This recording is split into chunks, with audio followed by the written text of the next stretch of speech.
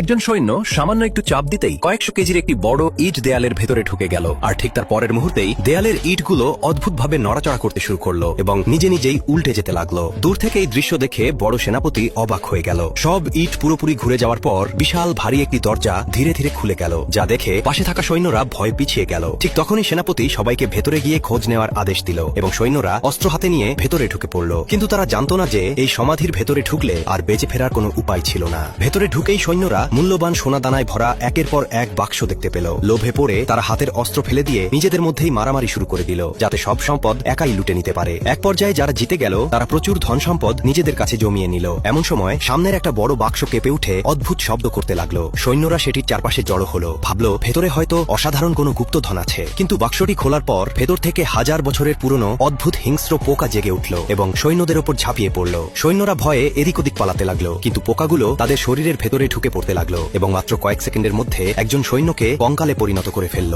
অন্যদিকে বাকি সৈন্যরা অসাবধানতাবশত একটি ফাঁদ সচল করে ফেলল, যার ফলে পায়ের নিচে শক্ত মাটি ভেঙে নিচে একটি গভীর গহ্বর তৈরি হলো। কিন্তু লোভের মাথায় তারা জীবনের ঝুঁকি নিয়ে একটি মইয়ের সাহায্যে ওপারে যাওয়ার চেষ্টা করতে লাগলো। তবে পেছনের একজন বিশেষজ্ঞ সেখানে না গিয়ে নিজের মানচিত্র বের করলো এবং বুদ্ধিমত্তার সাথে সব ফাঁদ এড়িয়ে সরাসরি একটি ফারাও মূর্তির সামনে পৌঁছে গেল। এরপর তিনি নিজের চশমা খুলে আলোর প্রতিফলনের সাহায্যে সূর্যের আলো ফারাও মূর্তির চোখে ফেলল।